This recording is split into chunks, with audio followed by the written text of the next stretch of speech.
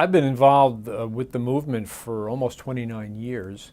I started in 1977 when our headquarters was still in New York, and we were Boys Clubs of America. And I was there for almost 5 years. And then I left for almost a decade working in the public relations field in New York. And then I had the great fortune to be able to return to what was then Boys and Girls Clubs of America in 1991. Tom Garth, who was our president in 91, reached out to me and asked me if I'd be interested in coming back. And honestly, it's the best decision I ever made.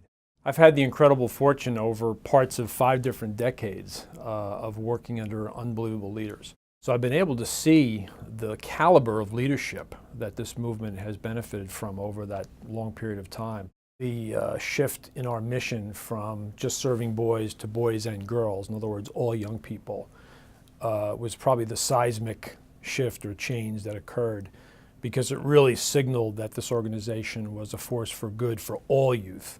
Seeing clubs embrace that and get out there and make it mean something in their particular community, that's really been probably the most exciting part of my job. What's been most fun in my role has been bringing the clubs together to embrace a common brand identity and messaging strategy. The evolution was really in applying the same kind of methodology that is used in the for-profit sector to us as a nonprofit without losing the heart and soul of what we do. And I think clubs began to get on board with that. They were really pushing us to take that sort of direction. And you see the results in terms of becoming a top 10 brand in the nonprofit field over the course of time. When you look back at the evolution of our brand from the days of just boys clubs to boys and girls clubs, I feel really fortunate that I was able to play a part in helping to craft a new brand strategy around that expanded mission.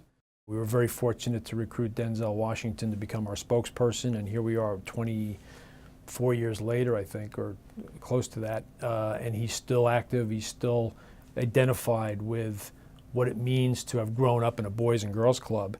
Another moment I'll never forget was Frank Sanchez and I were meeting with Denzel, and he said, we've got to roll out this Great Futures campaign with the highest level of quality. Alan takes out his cell phone, calls Brian Grazer, hands the phone to Denzel. They have about a 30-second conversation, and Brian Grazer, who is Ron Howard's partner, agrees to do the PSA.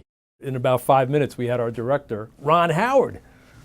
And then, the rest is history. If there's one thing that I think defines people throughout the Boys and Girls Club movement, it's unsung heroes.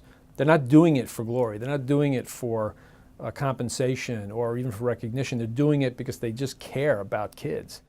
Every time I've heard a Youth of the Year tell their story, whether it's at the local level or regional or national, it never fails to move me, because it just brings it all back to why this matters. There's nothing more powerful than hearing somebody whose life has been changed or even saved by the club experience telling you about that and why it's important to them and why it should be important to everybody. I said, "You're kidding, right?" Because he's a prankster. I figured he's putting me on. He said, "No, you're going to be in the Masters and Mentors." And I said, no, that's got to be wrong. I couldn't believe it. But once it dawned on me that he was serious, it was absolutely a thrill, very humbling. And obviously, I'm just incredibly honored to be amongst the people that are in that hallowed group.